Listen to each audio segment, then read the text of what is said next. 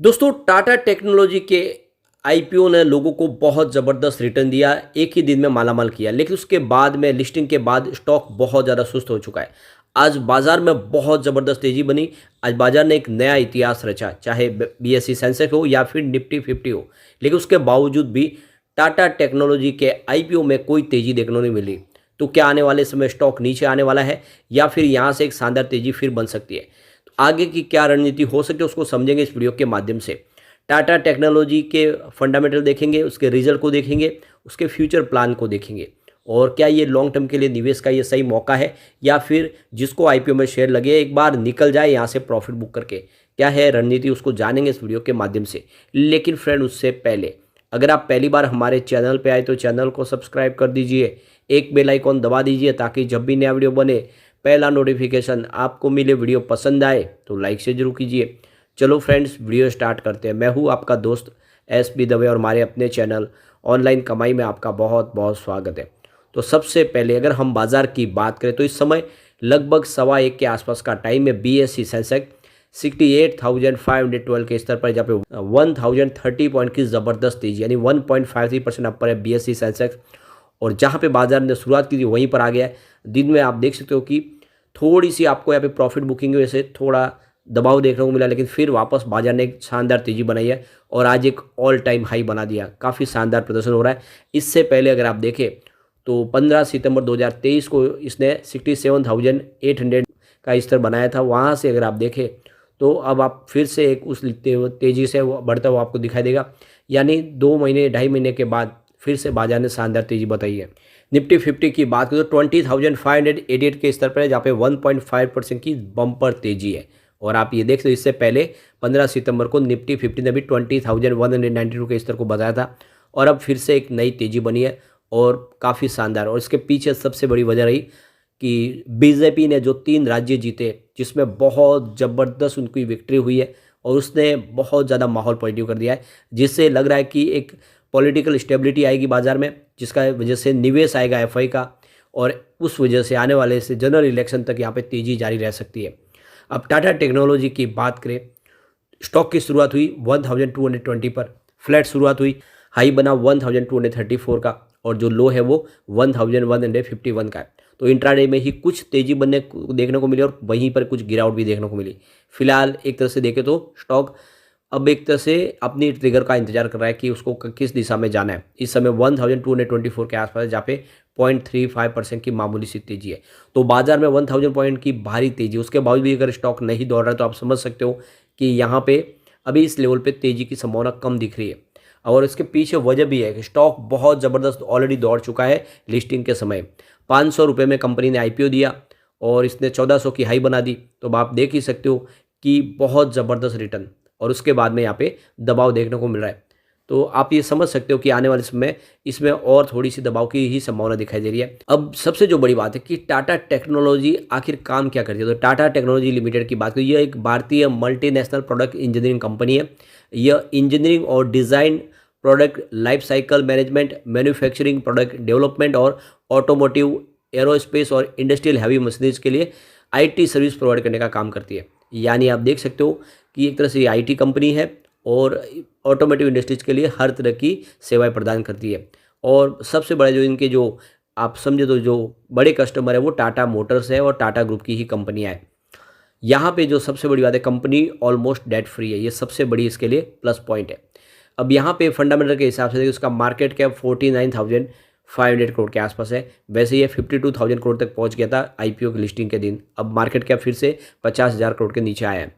इसका P ratio 79.34 है, PB ratio 16.56 है, इंडस्ट्रीज़ का पी 27.60 का। तो यही इसके लिए सबसे बड़ी प्रॉब्लम हो रही है कि इसका पी रेशियो काफ़ी ज़्यादा है और ऐसे में लोगों को लग रहा है कि ये स्टॉक बहुत ज़्यादा एक्सपेंसिव है।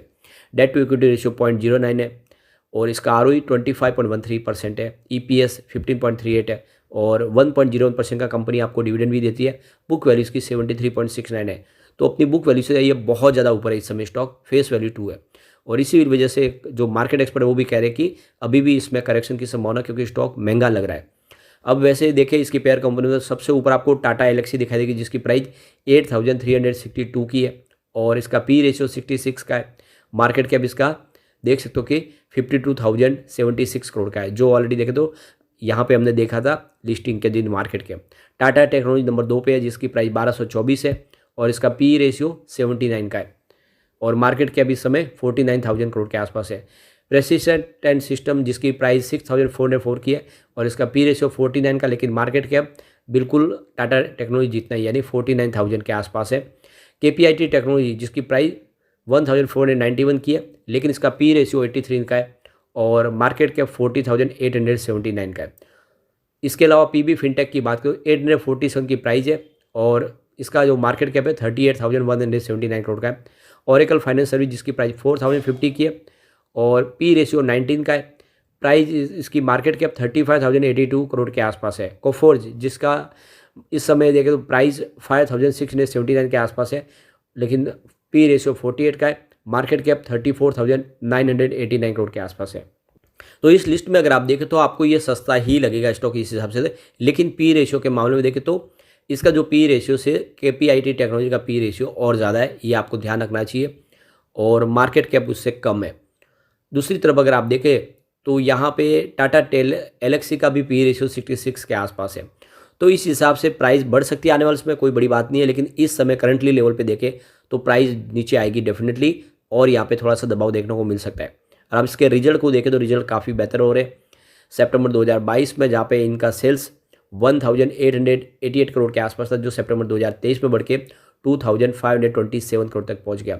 खर्च की बात तो खर्च भी बढ़ा है, 1,515 करोड़ का खर्च था सितंबर 2022 में, जो 2,062 करोड़ तक पहुंचा सितंबर 2023 में।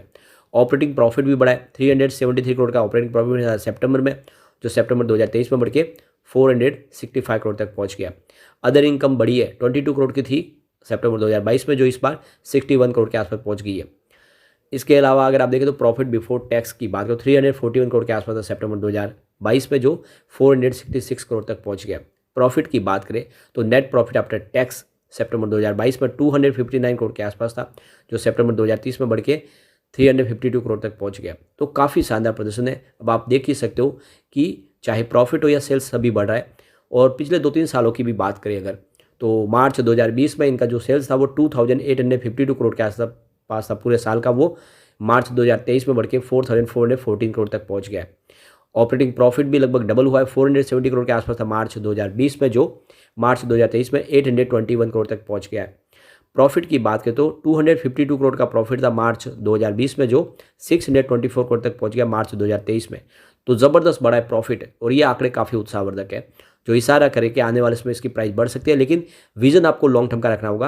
अब शॉर्ट टर्म में तो यहाँ पे देख सकते हो कि आने वाले समय फिर से प्रॉफिट बुकिंग आ सकती है और ये स्टॉक आपको आने वाले समय 1,000 तक भी जाता हुआ दिखाई दे सकता है। लेकिन जो लॉन्ग टर्म इन्वेस्टर है उनके लिए काफ़ी अच्छा मौका, खरीदारी करें, आने वाले समय तेजी की संभावना बनेगी डेफिनेटली। फिलहाल अगर हम इसके टेक्निकल इंडिकेटर्स देखें तो न्यूट्रल बने हुए, यानी अभी अपने डायरेक्शन को तलाशते हुए दिखाई देंगे। अगर हम बात करें इसके सेंटीमेंट्स की तो बहुत ज़्यादा मजबूत यानी स्ट्रॉन्ग बाई की कॉल दे रहे। इसके अलावा अगर हम बात करें इसके एनालिस्टों की राय तो बाई की कॉल ही निकल के आ रही है, जो काफ़ी अच्छी बात है। इसके अलावा समरी देखें तो वो भी स्ट्रॉन्ग बाई की कॉल, यानी सिग्नल इस हिसाब से तो काफ़ी अच्छे लग रहे हैं। एक बार इसके पिवोट लेवल को चेक कर लेते हैं तो यहाँ से अगर गिरावट होती है तो 1,172 का फर्स्ट सपोर्ट है, टूटा तो 1,123 तक स्टॉक जाएगा। बड़ी गिरावट हुई तो 1,035 तक जाने की संभावना, यानी 1,000 तक पहुँच जा सकता है। पॉजिटिव माहौल बना तो 1,308 का फर्स्ट रेजिस्टेंस है, इसको पार करते ही 1,396 तक स्टॉक जाएगा और वहाँ पहुँच गए तो फिर 1,444 तक भी जा सकता है। तो फिलहाल अभी आपको वेट करना चाहिए, डिप में खरीदारी का मौका तलाशें। और अगर आप लॉन्ग टर्म इन्वेस्टर तो बने रहे, शॉर्ट टर्म इन्वेस्टर आपने आईपीओ में आपको शेयर लगे तो प्रॉफिट बुक कर सकते हैं। कम से कम ये कर सकते हैं कि आप अपना इन्वेस्टमेंट निकाल सकते हैं, प्रॉफिट को रहने दें आगे बढ़ने के लिए, क्योंकि कंपनी मजबूत है फंडामेंटली। लेकिन फ्रेंड, कोई भी इन्वेस्टमेंट करने से पहले अपने फाइनेंशियल एडवाइजर के बारे में ले ले या अपना खुद का रिसर्च करें, क्योंकि मैंने वीडियो आपके एजुकेशनल पर्पज़ के लिए ही बनाए। वीडियो पसंद आए तो लाइक से जरूर कीजिए और चैनल को सब्सक्राइब कर दीजिए। Thank you friend.